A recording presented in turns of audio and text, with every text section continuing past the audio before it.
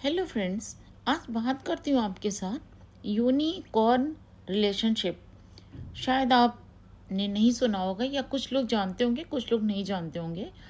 दोस्तों, living relationship तो हम सब ने जाना समझा और अब उसको पूरा लीगल अथॉरिटी मिल गया है। लेकिन यूनिकॉर्न रिलेशनशिप ये कौन सी रिलेशनशिप है, नहीं पता।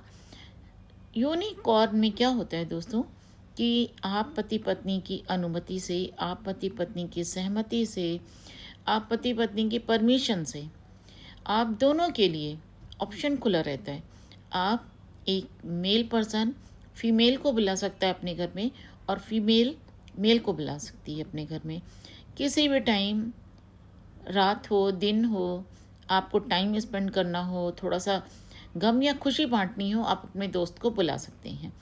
इसे कुल मिला के हम ये कह सकते हैं कि यूनिकॉर्न रिलेशनशिप में आपसी सहमति से लोग आपके घर आते जाते हैं, जिसमें कि हम ये सोचते हैं कि ये हमारा समाज अब कैसा बदलाव हमारे समाज में आया है और हम कहाँ जा रहे हैं दोस्तों, कैसी तरक्की कर रहे हैं हम।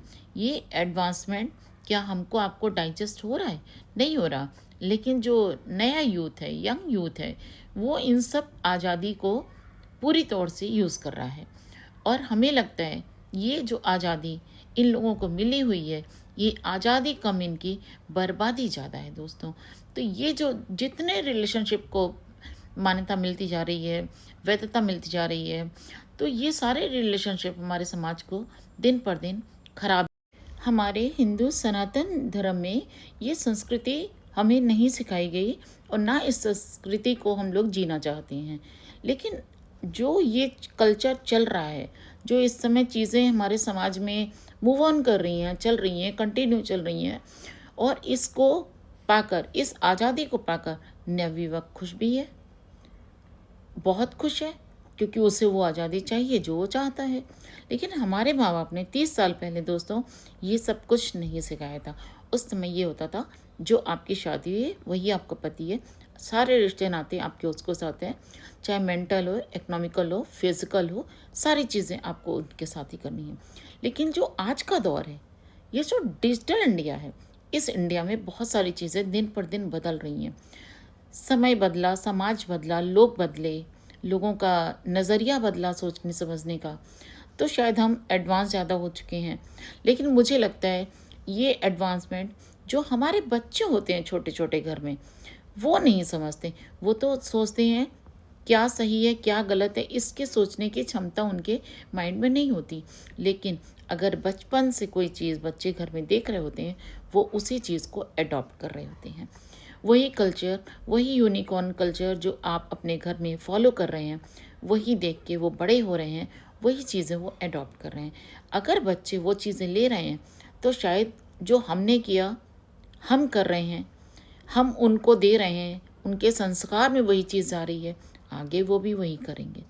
इसलिए दोस्तों, मुझे लगता है हमारे समाज में ये जो बदलाव हो रहा है ना, कुछ ज़रूरत से ज़्यादा चीज़ें हैं।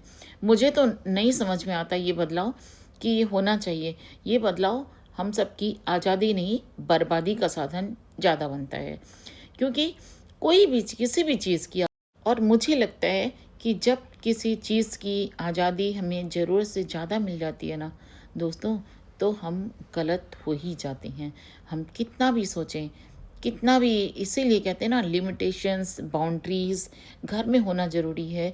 ये सबके लिए ज़रूरी है, बच्चों के लिए ज़रूरी है, एक पत्नी को भी कुछ बाउंड्रीज़ होती हैं, कुछ सीमाएं होती हैं जिसमें रहना होता है, समाज से डर के रहना होता है।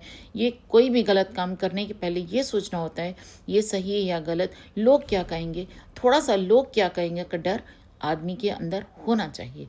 नहीं तो इंसान इतना आज़ाद हो जाएगा, जैसे इस समय सब जगह लड़की कहीं भी जा रही है उठा लो, कहीं भी कुछ हो रहा है तो उसके साथ गलत कर दो।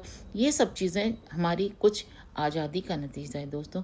तो इसलिए यूनिकॉर्न वाला कल्चर, ये जो ये चल रहा है यूनिकॉर्न रिलेशनशिप, ये कल्चर मुझे तो नहीं समझ में आया दोस्तों। आप लोग इससे क्या करेंगे, कैसी राय है आपकी, आप बताइए कमेंट करके और लाइक करके बताइए। अगर अच्छा लगा, समझ में आया हो कुछ, तो सब्सक्राइब करिए चैनल को। नमस्कार दोस्तों, मधु तिवारी फ्रॉम दिस साइड।